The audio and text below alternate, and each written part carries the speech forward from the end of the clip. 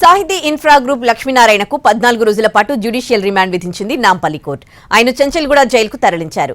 లక్ష్మీనారాయణను 14 రోజుల పాటు కస్టడీకి ఇవ్వాలని ఈడీ అధికారులు పిటిషన్ వేశారు. రేపు కౌంటర్ పిటిషన్ దాఖలు చేయాలని లక్ష్మీనారాయణ తరపు లాయర్కు సూచించింది కోర్టు. సాహితీ ఇన్ఫ్రా, సాహితీ శర్వాణి ఎలైట్ పేరుతో లక్ష్మీనారాయణ మోసాలకు పాల్పడ్డారని బాధితుల తరపు లాయర్ అంటున్నారు. 1500 కోట్ల వరకు మోసం చేసినట్టు చెప్తున్నారు. గతంలో సీసీఎస్, రేరాలో సాహితీ చేసిన మోసాలపై పోరాటం చేశామన్నారు లాయర్. ప్రీ లాంచ్ పేరుతో ఆశ చూపి సాహితీ సంస్థ మోసం చేసిందన్నారు. దర్యాప్తు సంస్థలు నిందితులను అరెస్ట్ చేసి రిమాండ్ చేయడమే కాకుండా బాధితులకు న్యాయం చేసేలా చూడాలంటున్నారు.